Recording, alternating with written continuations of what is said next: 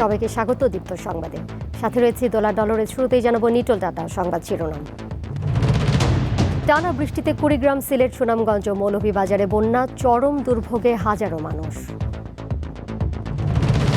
নরসিংদীর অটোরিকশা চালক রবিউল হত্যার পেছনে অনলাইন জুয়া, জড়িত 7 জন গ্রেপ্তার।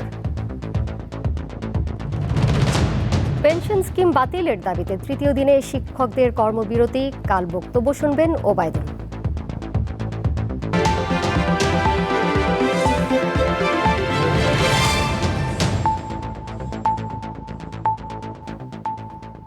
শুরুতেই বন্যা পরিস্থিতির খবর। দেশজুড়ে টানা বৃষ্টিতে কয়েক জেলায় বন্যা দেখা দিয়েছে। এরই মধ্যে প্লাবিত হয়েছে কুড়িগ্রাম, সিলেট, সুনামগঞ্জ ও মৌলভীবাজারের নিম্নাঞ্চল। এতে চরম দুর্ভোগে হাজারো মানুষ। টানা বৃষ্টি ও উজান থেকে নেমে আসা ঢলে ব্রহ্মপুত্র ও ধরলার পানি বৃদ্ধি পেয়ে বিপদসীমার উপর দিয়ে প্রবাহিত হচ্ছে। এতে কুড়িগ্রামে বন্যা পরিস্থিতির অবনতি হয়েছে।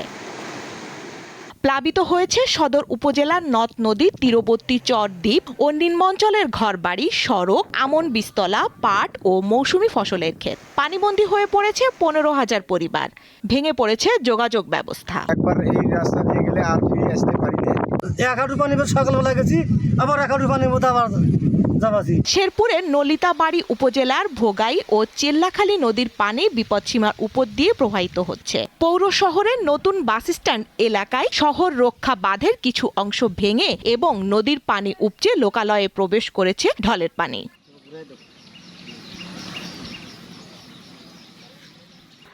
মৌলভীবাজারে দীর্ঘস্থায়ী বন্যায় চরম ভোগান্তিতে পড়েছে পানিবন্দী মানুষ। প্রায় 8,500 মানুষ উঠেছে আশ্রয় কেন্দ্রগুলোতে। প্রবল মৌসুমী বায়ুর প্রভাবে পটুয়াখালীতে সপ্তাহব্যাপী ভারী বৃষ্টির ফলে উপকূলীয় এলাকা দিয়ে ঝোড়ো হাওয়া বয়ে যেতে পারে। তাই পায়রা সহ দেশের সব সমুদ্র বন্দরকে 3 নম্বর স্থানীয় সতর্ক সংকেত দেখিয়ে যেতে বলা হয়েছে। সকল মাছ ধরা ট্রলারকে নিরাপদ আশ্রয়ে থাকতে বলা হয়েছে।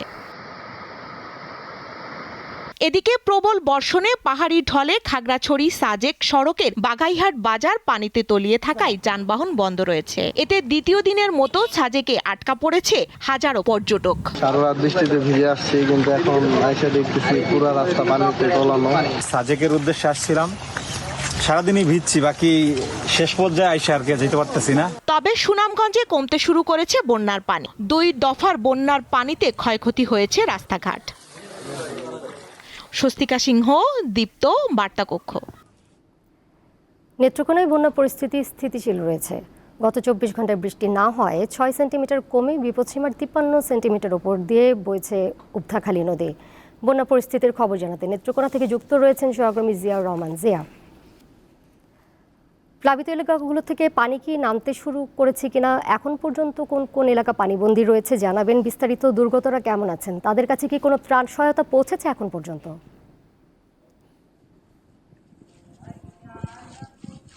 দোলা, আপনি যেমনটি বলছিলেন যে দ্বিতীয় দফায় নেত্রকোনা জেলায় বন্যা পরিস্থিতির সৃষ্টি হয়েছে।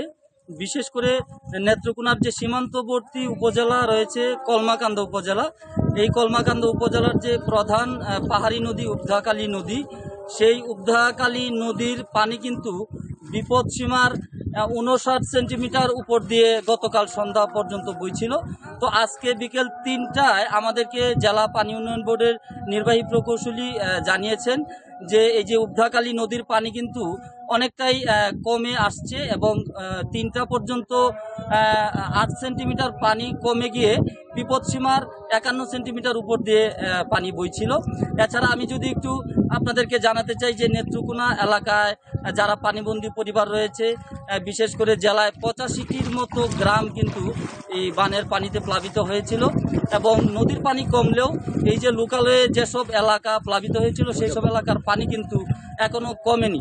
আমি একটু আপনাকে একটু দেখাতে চাই যে এই যে আমি এখন যে জায়গাটিতে দাঁড়িয়ে আছি, এটি একটি এই রাস্তায় কিন্তু এখনো পানি জলাবদ্ধ রয়েছে।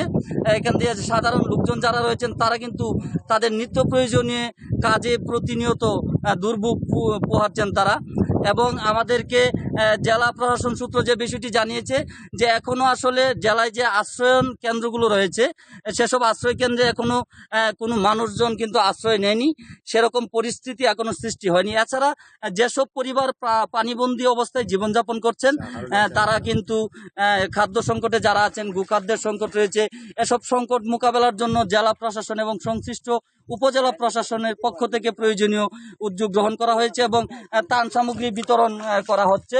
এছাড়া আমি আপনাদেরকে আরেকটি জানাই আপনাদেরকে যে নেত্রকোনা জেলার অন্যান্য যে নদ নদী রয়েছে সেসব নদ নদীর পানি কিন্তু বিপদসীমার অনেকটা নিচে রয়েছে।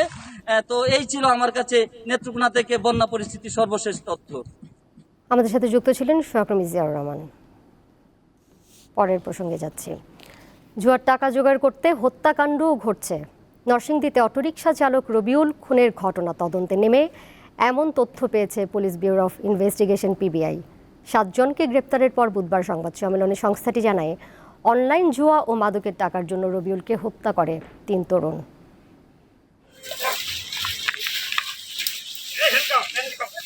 শুরুতে হত্যা ও ছিনতাই মামলার তদন্ত করে PBI, তবে আসল ঘটনা বের হয় এক কিশোরকে গ্রেপ্তারের পর। মূলত অনলাইন জুয়ার টাকা জোগাড় করতেই হত্যাকাণ্ড ঘটায় 3 তরুণ। 2023 সালের 29 অক্টোবর নরসিংদীর শিবপুর থানা এলাকায় সাতপাইকা পাকা রাস্তার পাশে ধান খেতে মেলে অটোরিকশা চালক রবিউলের জবাই করা মরদেহ।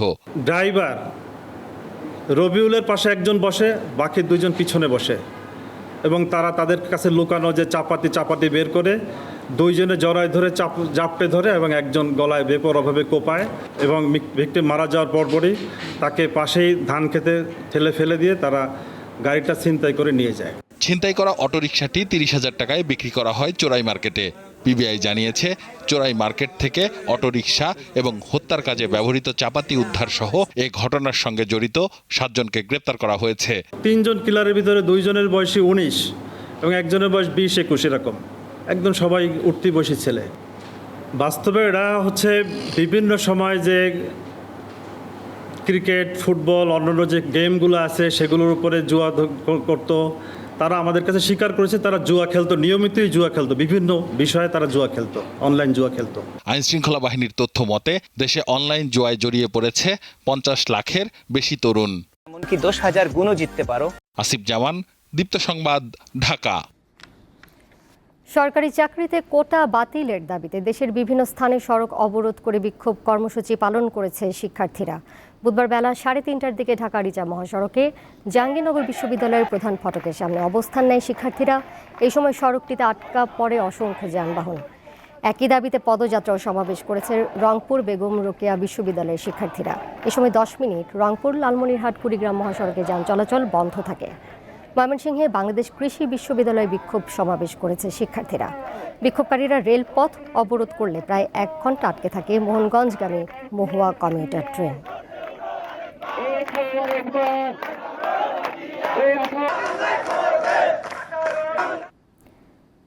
এই বিষয়ে বিস্তারিত জানাতে জাহাঙ্গীরনগর বিশ্ববিদ্যালয় থেকে আমাদের সাথে যুক্ত রয়েছেন সহকর্মী MA হালিম।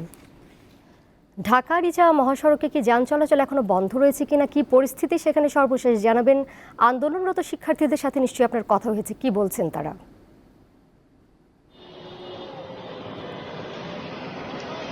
হ্যাঁ তুলা, আপনি যেমনটি বলছিলেন, আমি এই মুহূর্তে রয়েছি জাহাঙ্গীরনগর বিশ্ববিদ্যালয়ের যে মূল ফটক তার সামনে রয়েছি, ঢাকা রিচা মহাসড়ক।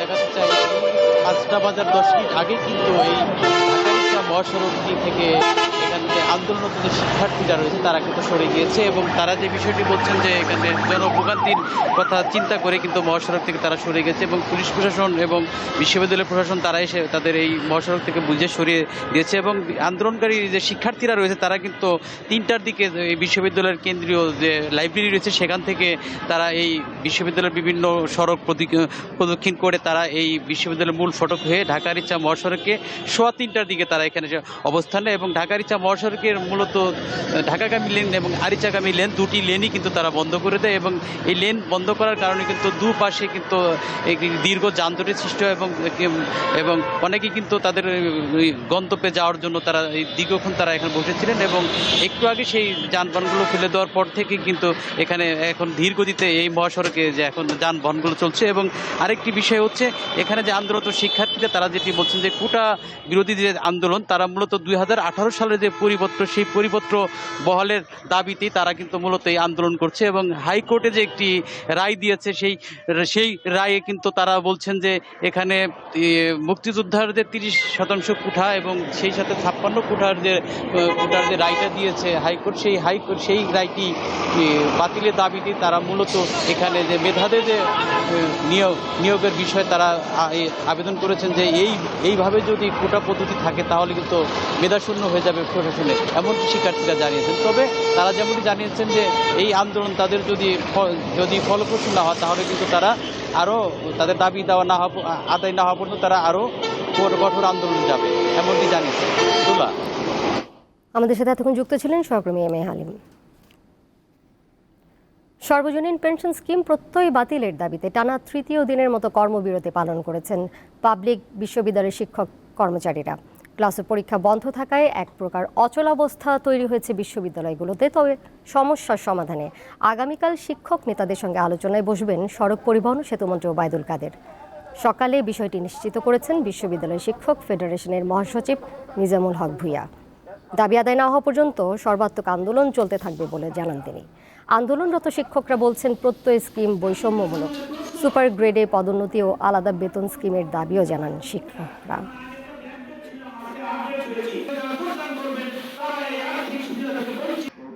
উনি কাল সকালে আমাদের সাথে প্রোগ্রাম করবেন, সেক্ষেত্রে বিশ্ববিদ্যালয় ফেডারেশনের কারা কারা আসবে সেটা উনি জানতে চেয়েছেন। আমি বললাম তো আমাদের আমরা 7-8 জন বা 9 জন, যাই হোক আমরা ওনার সাথে গিয়ে সকালে আলোচনা করব।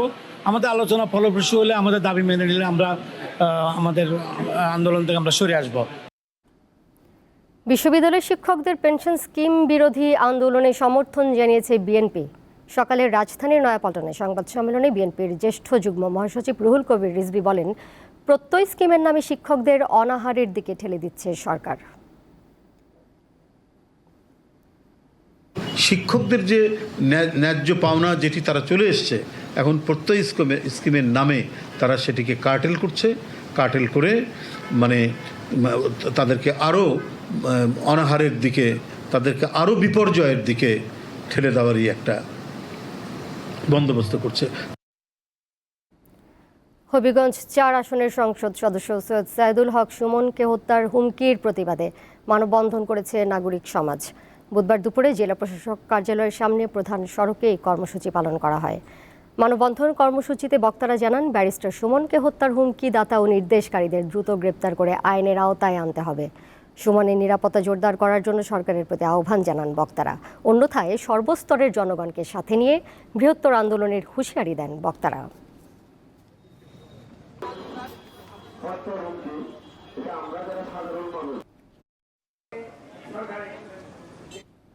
এবার কেউ স্টিল চট্টগ্রাম সংবাদ।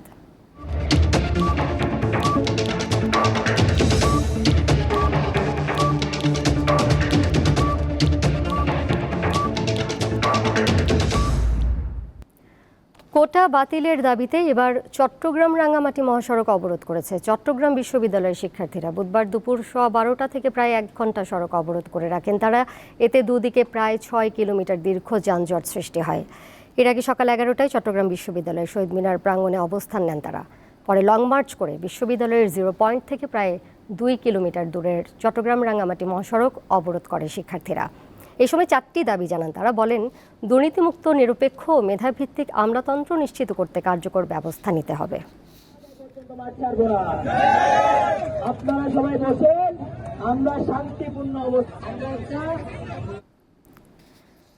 ভারী বৃষ্টিতে কক্সবাজারের উখিয়ার রোহিঙ্গা ক্যাম্পে পাহাড় ধসে 2 জন নিহত হয়েছে। উখিয়া থানার অফিসার ইনচার্জ মোহাম্মদ শামীম হোসাইন জানান, টানা ভারী বৃষ্টির কারণে বুধবার রাতে রোহিঙ্গা ক্যাম্প 11F 1 ব্লক এবং ক্যাম্প 8 ইস্ট ব্লক 41 বালুখালীতে চলমান ভারী বৃষ্টিতে পাহাড়ের উপরে থাকা শেল্টার ধসে পড়লে মোহাম্মদ আনোয়ার হোসেন রোহিঙ্গা পাহাড়ের মাটিতে চাপা পড়ে নিহত হয়। অপরদিকে মোহাম্মদ সিফাত তার আত্মীয়ের শেডে বেড়াতে গিয়ে মাটি চাপা পড়ে নিহত হয়। সে টেকনাফের লেদার স্থানীয় বাসিন্দা বলে জানা গেছে। খবর পেয়ে পুলিশ ঘটনাস্থলে গিয়ে লাশ দুটি উদ্ধার করে।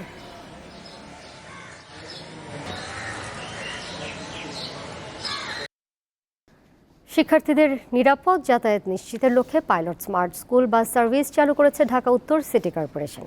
বুধবার রাজধানীর বনানী বিদ্যানিকেতন স্কুল অ্যান্ড কলেজে শিক্ষার্থীদের নিরাপদ চলাচলের জন্য পাইলট স্মার্ট স্কুল বাস সার্ভিসের উদ্বোধন অনুষ্ঠানে শিক্ষামন্ত্রী মহিবুল হাসান চৌধুরী বলেন, 1000 গুণ বেশি বেতন আদায় করেও অধিকাংশ ইংলিশ মিডিয়াম ও অভিজাত স্কুল শিক্ষার্থীদের নানাভাবে বঞ্চিত করছে। আর ঢাকা উত্তর সিটির মেয়র আতিকুল ইসলাম বলেন, পরীক্ষামূলকভাবে শুরু হয়েছে এই কার্যক্রম। পর্যায়ক্রমে প্রতিটি স্কুল কলেজকে এর আওতায় আনা হবে। প্রতিটা গার্জিয়ান হচ্ছে আজকে আমাদের যে যাত্রা শুরু, এই যাত্রার মাধ্যমে আমরা অন্যান্য স্কুলকে আমন্ত্রণ জানাবো। এটি আমরা পরীক্ষামূলকভাবে এই কাজটি আমরা শুরু করতে যাচ্ছি। এই বিদ্যালয় যদি সরকারের সহযোগিতা নিয়ে এইখানে যদি একটা চমৎকার শিক্ষার পরিবেশ করতে পারে, 1000 গুণ বেশি ফিস নিয়ে অনেক ইংরেজি মাধ্যম স্কুল এখানে আছেন, তারা কেন নিজস্ব ক্যাম্পাস তৈরি করতে পারছেন না? মেয়াদোত্তীর্ণ ইলেকট্রনিক ভোটিং মেশিন বা ইভিএম প্রকল্প নিয়ে তোড়জোড় শুরু করেছে নির্বাচন কমিশন। ইভিএম সংরক্ষণে ওয়্যারহাউস নির্মাণে এরই মধ্যে চিঠি দিয়েছে ইসি। তার পরিপ্রেক্ষিতে প্রায় 77% জমি দেখেছে ঢাকা জেলা প্রশাসন। নির্বাচন কমিশন সচিব জানান, স্মার্ট নির্বাচন ব্যবস্থাপনার জন্য প্রযুক্তি নির্ভরতার বিকল্প নেই। গত 30 জুন শেষ হয়েছে নির্বাচন কমিশনের আলোচিত প্রকল্প ইভিএম এর মেয়াদ। তবে শেষ মুহূর্তে তড়িঘড়ি করে এই প্রকল্পের মেয়াদ আরও 1 বছর বাড়ানোর প্রস্তাব করেছে ইসি। অব্যবহৃত 116 কোটি টাকা দিয়ে আরও 1 বছর ইভিএম প্রকল্পটি চালিয়ে নিতে পরিকল্পনা কমিশনে প্রস্তাব জমা দেওয়া হয়। প্রকল্প পরিচালকের দেয়া তথ্য অনুযায়ী 1.5 লাখ ইভিএম এর মধ্যে প্রায় 16,000 একেবারে নষ্ট হয়ে গেছে, 45,000 পুরোপুরি ঠিক আছে। আমাদের যেরকম এখনো সেই নিজস্ব জনবলটা তৈরি হয়নি, আমাদের একটা নিজস্ব রাখার এখনো জায়গা তৈরি হয়নি। এখনও আমাদেরকে বাংলাদেশ মেশিন টুলস এবং সেনাবাহিনী আমাদেরকে যথেষ্ট সহযোগিতা দিয়ে যাচ্ছে, সাপোর্ট করে যাচ্ছে এগুলো রাখার বিষয়। আজকে 6 বছর পর্যন্ত সর্বতভাবে যত সাপোর্ট দরকার সেই সাপোর্টটা দিয়ে যাচ্ছে। বাট এটা ইনহাউস কোনো সিস্টেম বিল্ড আপ হয়নি। নির্বাচন কমিশন শুধু ইভিএমের জন্য না, এটা নিজস্ব যে কার্যপ্রণালী বা কার্য যে ব্যবস্থা আছে সেটার জন্য এটা লজিস্টিক হ্যাভি একটা অর্গানাইজেশন। তো এটার জন্য এটা নিজস্ব ওয়্যারহাউস প্রয়োজন। প্রকল্পের মেয়াদ বাড়বে কিনা তার চূড়ান্ত সিদ্ধান্ত এখনো দেয়নি সরকার। তবে এরই মধ্যে ইভিএম সংরক্ষণে নিজস্ব ওয়্যারহাউস নির্মাণের প্রস্তুতি নিচ্ছে কমিশন। আমরা চাচ্ছি মেট্রোর ভেতরে, ঢাকার ভেতরে। তো এটা হলে আমাদের জন্য সিকিউরিটি হবে, আপনার যোগাযোগ হবে। আমরা আশা করছি এই মিরপুর এই এলাকার মধ্যে আমরা প্রাইমারি সন্ধান পেয়েছি আর কি 75-77%। এটা হলে আমাদের চলবে আপাতত। তা আমরা চাচ্ছি শুধু ওয়্যারহাউস না, এটার সাথে অন্যান্য আমাদের যদি অফিস স্পেস আমরা পাই তাহলে আমরা এটাকে কমপ্লেক্স আকারেও করতে পারি। নির্বাচনে ইভিএম এর ব্যবহার নিয়ে পক্ষে বিপক্ষে মত আছে রাজনৈতিক দলগুলোর মধ্যে। তবে কমিশন বলছে, দেশের বিপুল সংখ্যক ভোটারের ভোট গ্রহণে যন্ত্রের ব্যবহারই সহজ সমাধান। সামনে তো আপনাকে স্মার্ট ইলেকশন যদি আপনি করতে চান ম্যানেজমেন্ট, তাহলে আপনাকে প্রযুক্তি নির্ভর হতেই হবে। তো প্রযুক্তি এখন আমাদের অ্যাভেলেবল যেটা আছে সেটা হলো আমাদের ইভিএম। আমরা কিভাবে এটাকে কস্ট কমাতে পারি কম্পেয়ার টু আদার কান্ট্রিজ। আপনার ব্রাজিল কি করছে, ইন্ডিয়াতে তো কমে কীভাবে করছে। 2018 সালে 3,825 কোটি 40 লাখ টাকা ব্যয়ে ইভিএম প্রকল্প হাতে নেয় ইসি। কেনা হয় 1.5 লাখ ইভিএম। প্রতিটি ইভিএম কিনতে খরচ হয় 2,35,000 টাকা। মিজানুর রহমান, দীপ্ত সংবাদ, ঢাকা। জয়পুরহাটে কলেজ শিক্ষক আলী হাসান বাবু হত্যা মামলায় 11 জনের যাবজ্জীবন কারাদণ্ড দিয়েছে আদালত। এছাড়া প্রত্যেককে 50,000 টাকা জরিমানা, অনাদায়ে আরও 2 বছরের কারাদণ্ড দেওয়া হয়েছে। বুধবার জয়পুরহাট অতিরিক্ত দায়রা জজ দ্বিতীয় আদালতের বিচারক নুরুল ইসলামের রায় দেন। দণ্ডপ্রাপ্তরা হল আসাদুল, মুজিবুর রহমান, তোফাজ্জল হোসেন, আব্দুল হান্নান, আনিসুর, কালাম, খায়রুল, বাবু, সোহেল, মোর্শেদুল হাসান মশিউর ও আজিজুল। মোর্শেদুল হাসান মশিউর আজিজুল ছাড়া সবাই পলাতক। 2009 সালের 17 জুন রাতে কাঁকড়া ব্রিজের কাছে হত্যা করা হয় কলেজ শিক্ষক আলী হাসান বাবুকে। সড়ক দুর্ঘটনায় চলচ্চিত্র নির্মাতা তারেক মাসুদের মৃত্যুতে ক্ষতিপূরণ দিতে হাইকোর্টের দেওয়া রায়ের বিরুদ্ধে শুনানির জন্য 9 জুলাই দিন ধার্য করেছে আপিল বিভাগ। সকালে প্রধান বিচারপতি ওবায়দুল হাসানের নেতৃত্বে 4 বিচারপতির আপিল বেঞ্চ এই সময় নির্ধারণ করে। এর আগে 2017 সালের 3 ডিসেম্বর হাইকোর্ট ওই মামলার রায় দেয়। এতে তারেক মাসুদের পরিবারকে 4,61,75,452 টাকা ক্ষতিপূরণ দিতে বলা হয়। পরে বাস মালিক পক্ষ ক্ষতিপূরণের রায় স্থগিত চেয়ে লিফট আপিল করে।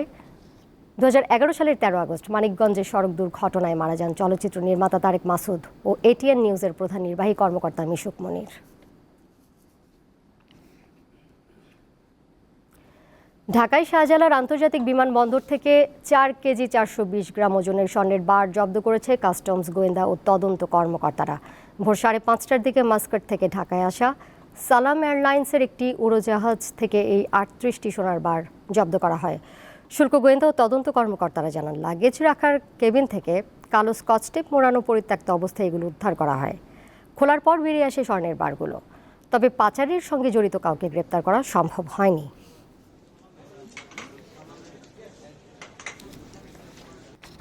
দেশের বাইরের খবর। ক্যারিবীয় অঞ্চলে ব্যাপক তাণ্ডব চালিয়েছে অতি বিপজ্জনক হারিকেন বেরিল। এখন পর্যন্ত সেখানে 7 জনের মৃত্যুর খবর পাওয়া গেছে। আন্তর্জাতিক বিভিন্ন সংবাদ মাধ্যম জানায়, ইউনিয়ন আইল্যান্ডের প্রায় 90% ঘরবাড়ি ধ্বংস হয়েছে। এতে সেখানকার প্রায় সব বাসিন্দা গৃহহীন হয়ে পড়েছেন। প্রবল বৃষ্টির কারণে পানিতে তলিয়ে গেছে রাস্তাঘাট। বিদ্যুৎহীন অবস্থায় আছে কয়েক লাখ মানুষ। পরিস্থিতি মোকাবেলায় জ্যামাইকায় জরুরি অবস্থা জারি করা হয়েছে। আবহাওয়া পূর্বাভাসে বলা হয়েছে, স্থানীয় সময় বৃহস্পতিবার কেমেন দ্বীপপুঞ্জের কাছ দিয়ে এবং শুক্রবার মেক্সিকোতে আঘাত হানতে পারে হারিকেন বেরিল।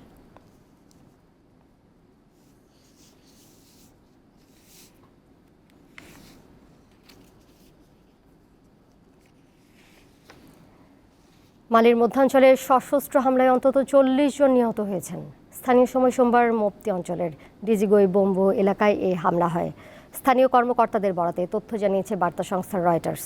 প্রতিবেদনে বলা হয়, হামলার আগে সন্ত্রাসীরা গ্রামটি ঘিরে ফেলে। সেখানে একটি বিয়ের অনুষ্ঠান চলছিল। নিহতদের অধিকাংশই পুরুষ। তবে হামলাকারীদের শনাক্ত করতে পারেননি মালির কর্মকর্তারা। এছাড়া এখন পর্যন্ত কোনো গোষ্ঠী এই হামলার দায় স্বীকার করেনি।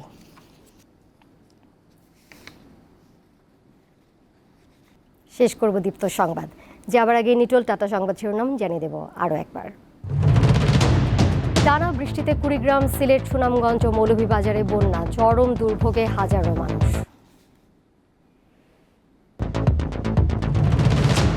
নরসিংদীর অটোরিকশা চালক রবিউল হত্যার পেছনে অনলাইন জুয়া, জড়িত 7 জন গ্রেপ্তার। পেনশন স্কিম বাতিলের দাবিতে তৃতীয় দিনে শিক্ষকদের কর্মবিরতি। কাল বক্তব্য শুনবেন ওবায়দুল।